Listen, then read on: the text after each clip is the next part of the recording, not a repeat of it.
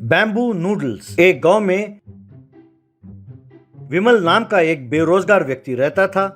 वो हर रोज सवेरे मंदिर जाकर, हे प्रभु, अगर आपने मुझे 5 स्टार होटल का मालिक बना दिया तो मैं हर रोज आपके मंदिर में आकर 5 नारियल फोड़ूंगा, कहकर उसने प्रार्थना की।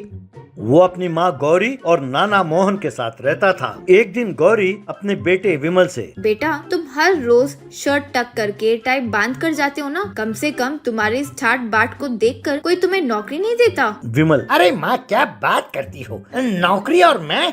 ना ना, मैं किसी के पास नौकरी नहीं करूँगा। मैं एक 5 स्टार होटल बनाना चाहता हूँ। इसके लोन के लिए ही मैं बैंक के चक्कर काट रहा हूँ। तब मोहन, अरे बेटा, 5 स्टार होटल, उसके लिए तो करोड़ों रुपयों की जरूरत पड़ेगी। हमारे पास क्या है जो लोग हमें इतना लोन देंगे? अगर तुम्हें होटल खोलने का इतना ही शौक है तो एक उडुपी होटल का ठेला या फिर एक चाइनीज रेस्टोरेंट की तरह खोलो बस। लेकिन अगर तुम हवा में महल बनाते रहोगे तो एक दिन जमीन पर धड़ाम से गिरोगे बेटा। तब विमल, अरे बुढ़ाओ, बंद करो तुम्हारा ये बकवास। अरे जिंदगी भर बांस बेचते रहे, ना मेरे पिताजी को और ना ही मुझे तुमने एक फूटी कौड़ी दी है। और अब तुम चाहते हो कि मैं भी तुम्हारी ही तरह सोचूं, हैं? अब देखते जाओ, मैं इस गांव में 5 स्टार होटल ना सही, कम से कम 2 स्टार होटल तो जरूर खोलूंगा।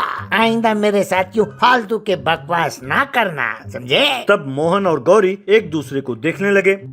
एक दिन एक बैंक मैनेजर बिश्नोई ने विमल के प्रोजेक्ट रिपोर्ट को देखा। बैंक मैनेजर, अरे वाह अरे तुम्हें नूडल्स बेचने के लिए 2 करोड़ रुपए चाहिए। तब विमल, अरे मैं कोई ऐसा वैसा नूडल्स का दुकान नहीं खोलना चाहता। मेरे रेस्टोरेंट का नाम होगा नानचुक नूडल्स रेस्टोरेंट। इसमें ऑल इंटरनेशनल नूडल्स रेसिपी होंगे। मेरे रेस्टोरेंट के अंदर रिक्लाइनिंग सोफा और 135 इंचेस टीवी वगैरह का प्रबंध होगा। उसमें टॉप चाइनीज मॉडल्स वेटर्स का काम करेंगे। ये है मेरा प्लान। तब बीजू नायक, अरे बस करो। अरे इस गांव में सिर्फ 2000 लोग हैं और उसमें आधे से ज्यादा तो गरीब हैं। अरे 100 रुपए देकर ठेले में नूडल्स खरीदने के लिए तो 100 बार सोचते हैं। ऐसे में अगर तुम्हारे नॉनचुक रेस्टोरेंट के बिल देखेंगे तो बस वो गश खा कर गिर जाएंगे और फिर तुम्हें उस नानचुक में ही मार डालेंगे। अरे पहले ही तुम्हारे ये बकवास आइडिया सुनकर हमारे सब मैनेजर पागल हो गए। इसीलिए हमने तुम्हें लाइफ लॉन्ग ब्लैक लिस्ट में रखा है। अब तुम यहाँ से दफा हो जाओ।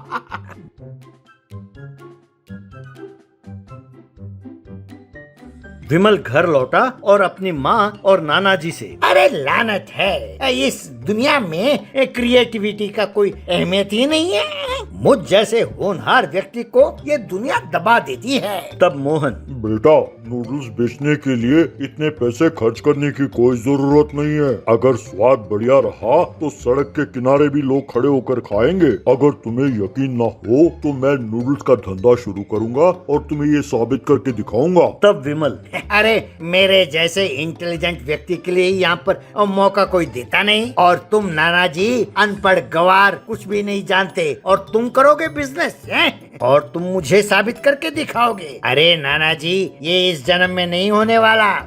कुछ ही दिनों में मोहन ने अपने घर के पास ही बैम्बू नूडल्स का बिजनेस शुरू किया। उसने बांस के अंदर कई किस्म के नूडल्स बनाकर बेचना शुरू किया।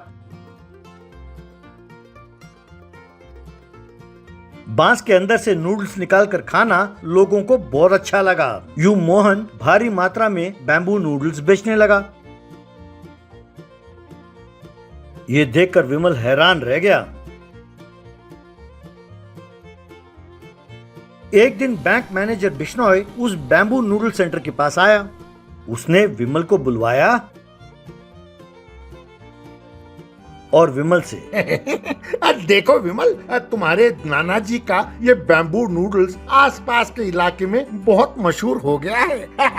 अगर तुमने उनसे फ्रैंचाइज सेंटर खोलने की इजाजत ले ली तो मैं तुम्हें हर शहर में नूडल सेंटर खोलने के लिए लोन दिलाऊंगा।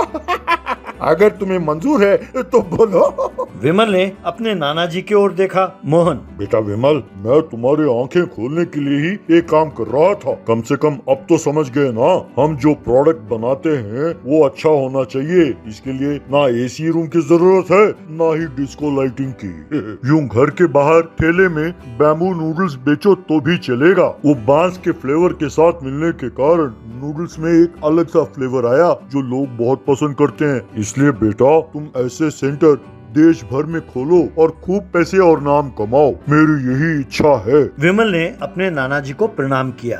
तब विमल ने बहुत सारे लोगों को नौकरी पर रखा और देश भर में कई जगह बैम्बू नूडल सेंटर खोला और खूब पैसे कमाने लगा।